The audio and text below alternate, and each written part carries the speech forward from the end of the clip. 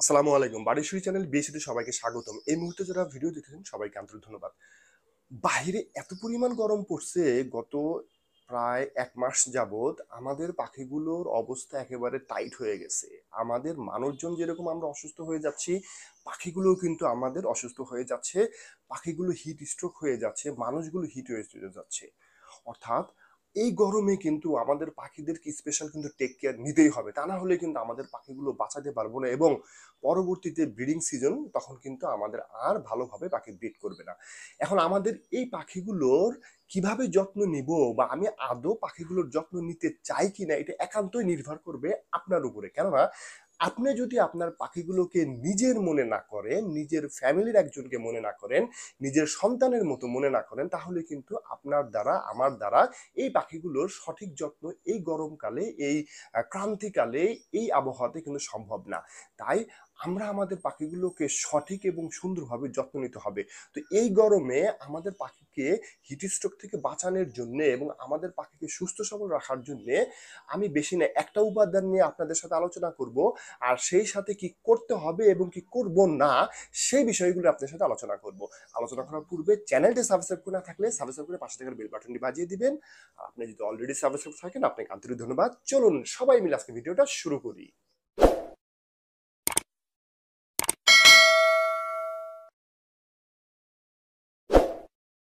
আজকাল দিনের বেলা অত্যাধিক পরিমাণে গরম পড়তেছে, প্রায় বেশি গরম পড়তেছে এবং সেই সাথে রাতের বেলা খুবই গরম পড়তেছে এবং কখনো কখনো দেখা যাচ্ছে যে লোডশেডিং হয়ে এমন অবস্থা হয়ে যাচ্ছে যে আমরা যদি অনেকের পাখির ঘরে যদি আপনার এসি সেট করে দেই কিংবা ভেন্টিলেশন সিস্টেম সেট করে দেই কিংবা পাখার সিস্টেম সেট করে দিই, তখন কিন্তু এগুলো বন্ধ হয়ে যাচ্ছে এবং আমাদের পাখিগুলোর একদম অসহ্য নরক যন্ত্রণার মধ্যে ভোগ করতেছে। যদিও আমরা সেটা বুঝতে পারি না, আমরা সেটা বুঝতে পারি যখন আমার বাসায় যদি এসি না থাকে কিংবা ফ্যান না থাকে কিংবা কোনো রকমের কারেন্ট চলে যায়, বিদ্যুৎ চলে যায়, তখন যেরকম আমাদের অবস্থা থাকে অনুরূপভাবে আমাদের পাখিগুলোর কিন্তু সেম অবস্থাটা লাগে। তাই আমাদের এই গরমে পাখিদেরকে শরবত খাওয়াইতে হবে। পাখির যে আপনার হিট স্ট্রোক থেকে মুক্তি পাওয়ার জন্য, পাখিকে আপনার সঠিকভাবে সুন্দরভাবে পরিচালনা করার জন্য এবং পাখির স্বাস্থ্য রাখার জন্য পাখিকে শরবত খাওয়াইতে হবে।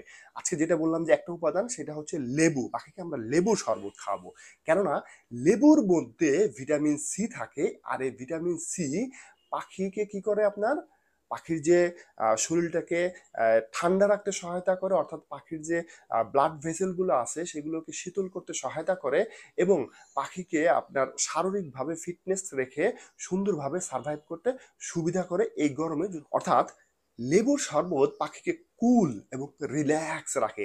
আপনারা নিজেরাই লক্ষ্য করবেন যে আমরা যখন অত্যাধিক পরিমাণ গরমে থাকি তখন কিন্তু আমরা এক গ্লাস লেবুর শরবত খেতে চাই। অনুরূপভাবে আমরা যদি আমাদের পাখিকে লেবুর শরবত দেই এবং সেই সাথে যদি গ্লুকোজ দিয়ে দেই, তাহলে কিন্তু আমাদের পাখির জন্য খুবই একটা উপাদায় একটা স্বাস্থ্যকর পানীয় তৈরি হয়, যা কিনে এই গরমে আমাদের পাখির স্বাস্থ্য রক্ষা এবং পাখিকে সুস্থ রাখতে সহায়তা করে।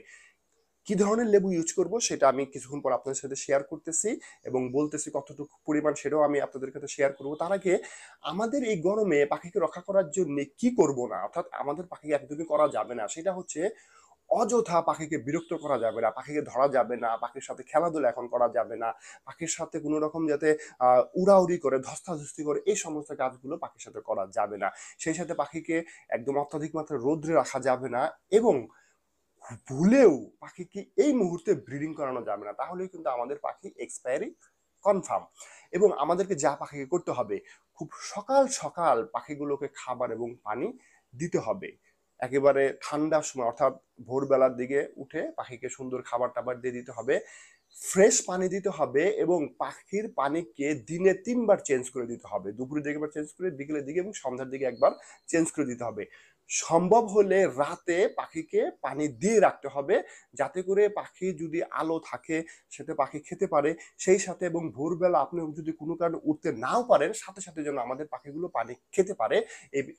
এই জন্য আমাদের পাখিগুলোকে সার্বক্ষণিক নজরের মধ্যে রাখতে হবে। পাখির যে খাঁচা বা ঘর এগুলো ছায়াযুক্ত স্থানে রাখতে হবে। যদি ছায়া থাকে ভালো, না হলে এটাকে ছায়ার ব্যবস্থা করে দিতে হবে এবং পাখিকে 2-1 দিন পর পর নিয়মিত গোসলের ব্যবস্থা করে দিতে হবে। তাহলে কিন্তু আমাদের পাখিগুলো সুস্থ সবল এবং সুন্দর থাকবে। এখন দেখা যাক যে আমরা যদি পাখিকে লেবুর শরবত দেই তাহলে কি ধরনের লেবু আমরা বা কতটুকু বা পরিমাণে ব্যবহার করব। দেখেন, আমার পাখির জন্য আমি এই ধরনের লেবু ব্যবহার করি বা গোল লেবু ব্যবহার করি বা বড় লেবু ব্যবহার করি। যে ধরনের লেবু ব্যবহার করি না কেন, আমরা 1/2 লিটার পানি নিব। 1/2 লিটার পানির মধ্যে এই ধরনের আপনার একটা লেবু বা এর চেয়ে বড় একটা লেবুর অর্ধেকটা কেটে নিব এবং সেই সাথে হচ্ছে সেই পানির মধ্যে আপনার মনে রাখবেন 1/2 টেবিল চামচ গ্লুকোজ মিশিয়ে দিব।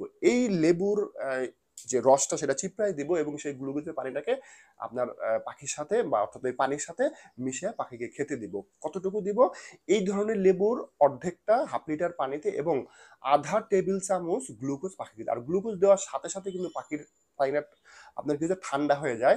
তাই 2-3 মিনিট বা 2-4 মিনিট যখন আপনি এটা রাখবেন তখন দেখবেন যে এটা বেশ স্বাভাবিক হয়ে গেছে।